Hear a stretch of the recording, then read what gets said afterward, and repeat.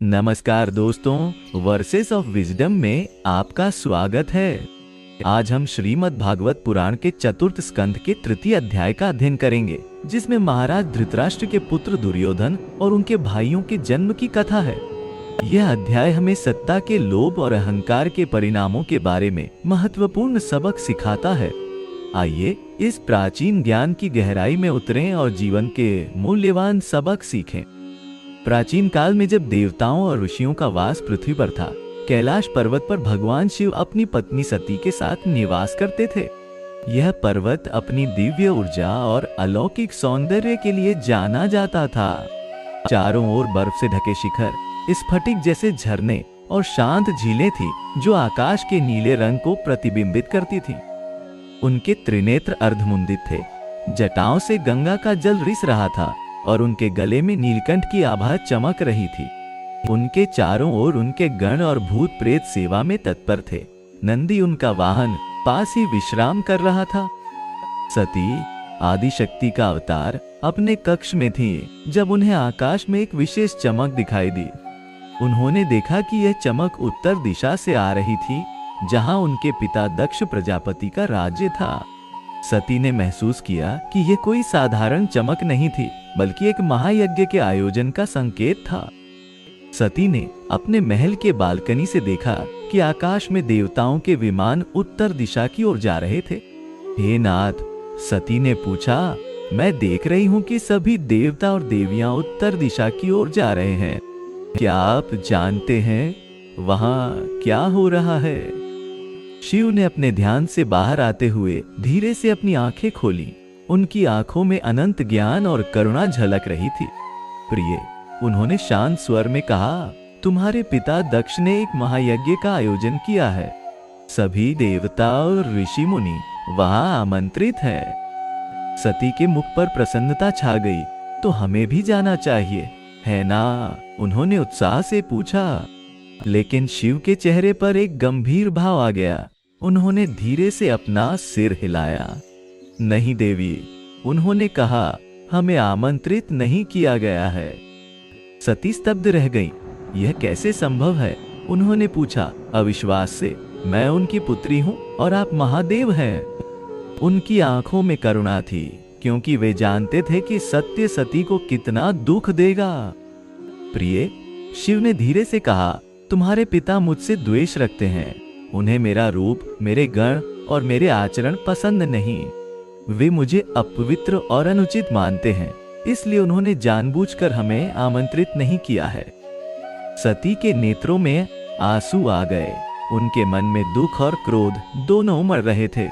यह न्याय है, उन्होंने कहा। उनकी आवाज में कंपन था। आप त्रिलोकनाथ हैं, सभी प्राणियों के स्वामी। शिव ने सती के हाथों को अपने हाथों में लिया। प्रिय, उन्होंने समझाया, मैं अद्वैत हूँ। मेरे लिए न कोई अपमान है न सम्मान। मैं इन द्वंद्वों से परे हूँ। मुझे इससे कोई दुख नहीं है और तुम्हें भी इससे दुखी नहीं होना चाहिए। लेकिन सती के मन में अभी भी अशांति थी। मैं उनकी पुत्री हूँ, उन्होंने कहा। मुझे तो आमंत्रित किया होगा। मैं जाना चाहती हूँ। मैं अपने माता पिता और बहनों से मिलना चाहती हूँ।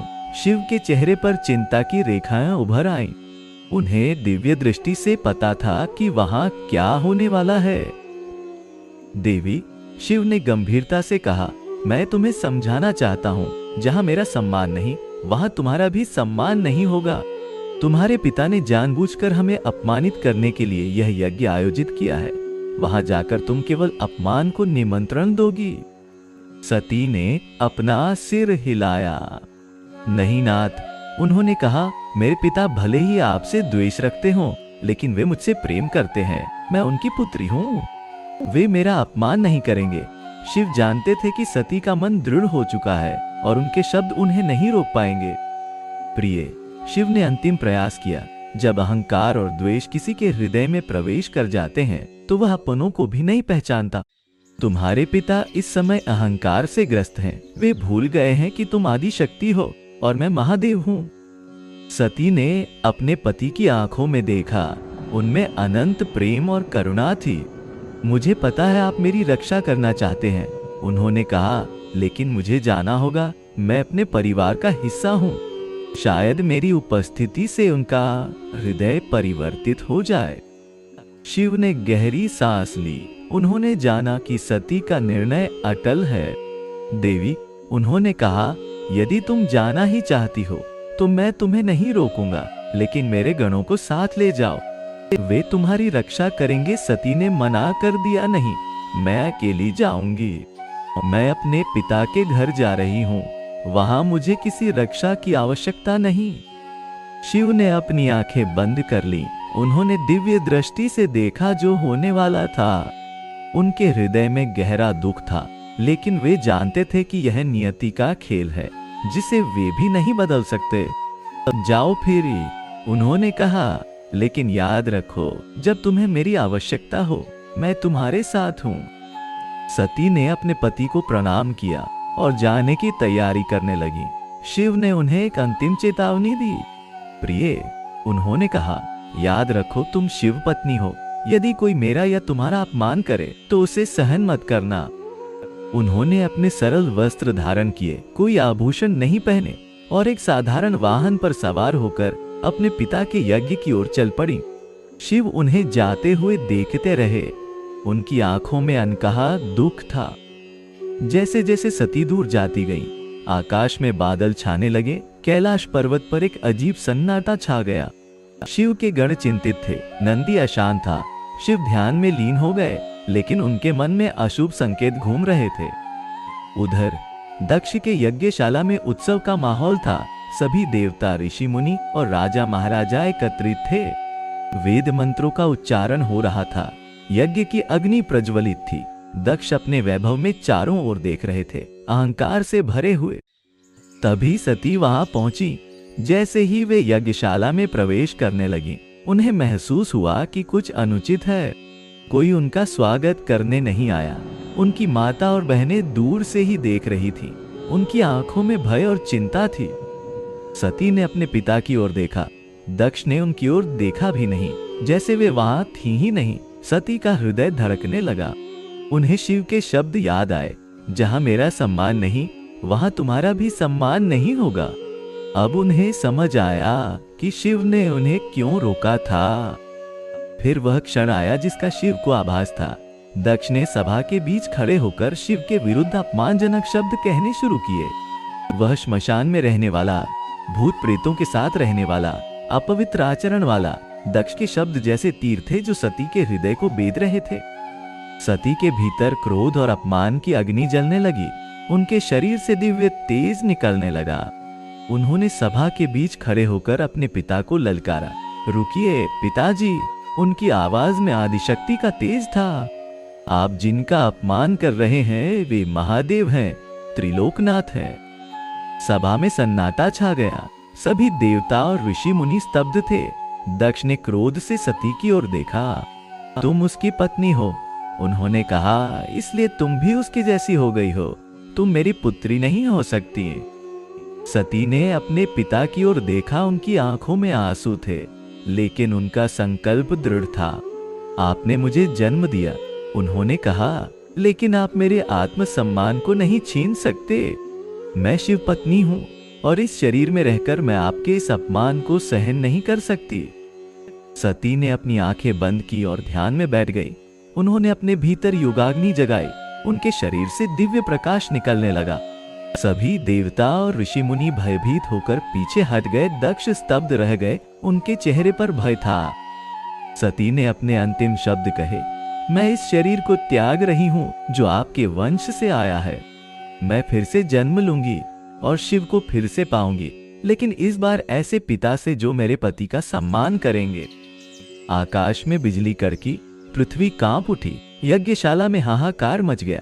देवताओं ने अपने सिर झुका लिए। दक्ष स्तब्ध रह गए। उनके चेहरे पर अपराध बोध था। उन्होंने महसूस किया कि उन्होंने कितना बड़ा पाप किया था। कैलाश पर्वत पर शिव ध्यान में थे। जब उन्हें दिव्य संकेत मिला, उनके हृदय में असहनीय पीड़ा हुई। उन्होंने अपनी आंखें खोली। उनमें आंसू थे। सती उनके मुख से निकला।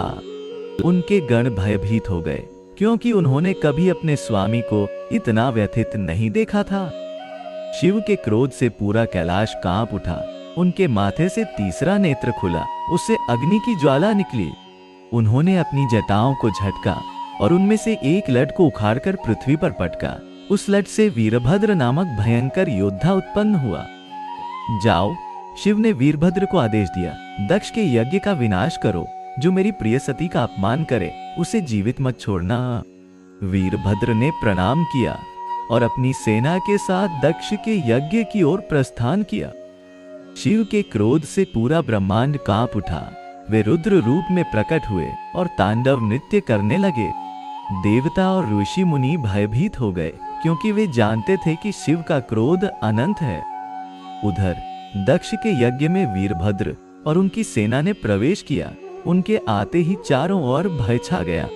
वीरभद्र ने घोषणा की, मैं महादेव का दूत हूं, जिसने सती का अपमान किया है उसे दंड मिलेगा। देवताओं ने वीरभद्र का सामना करने का प्रयास किया, लेकिन वे शिव के क्रोध के सामने टिक नहीं सके। वीरभद्र ने दक्ष को पकड़ लिया और उनका सिर काट दिया। यज्ञ की अग्नि बुझ गई, वेद मंत्र रुक गए। चारों ओर विनाश और आतंक का माहौल था।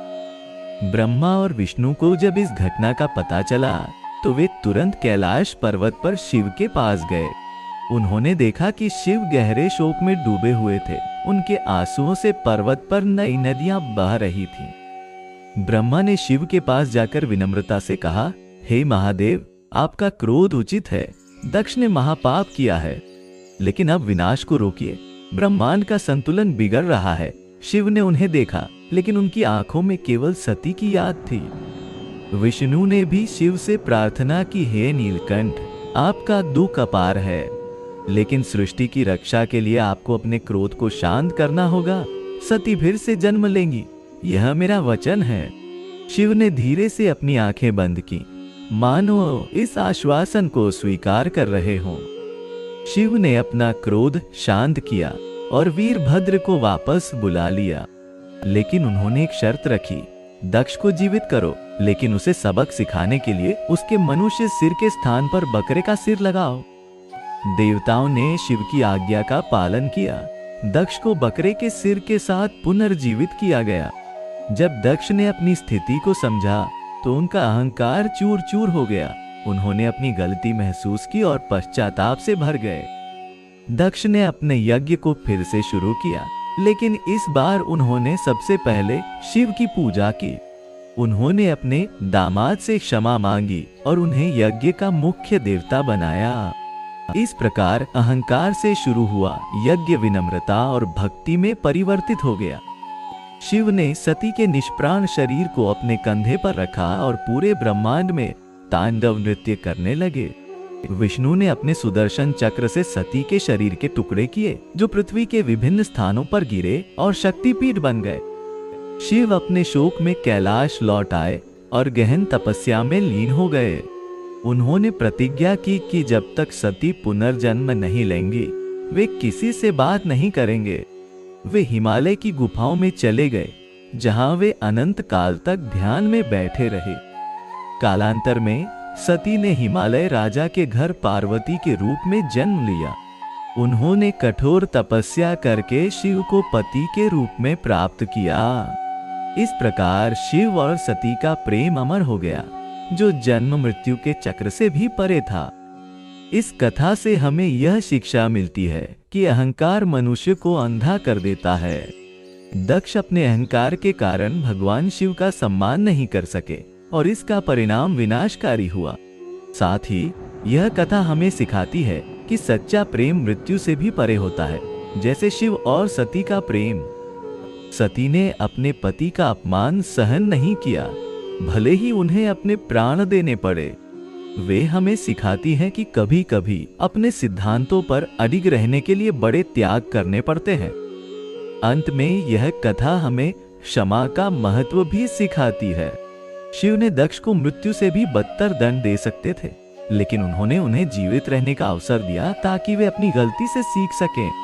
सच्चा ज्ञान हमें सिखाता है कि बदला लेने से बेहतर है क्षमा करना और सीख देना। मित्रों, आज हमने भागवत पुराण के इस अध्याय से कई मूल्यवान सीख प्राप्त की।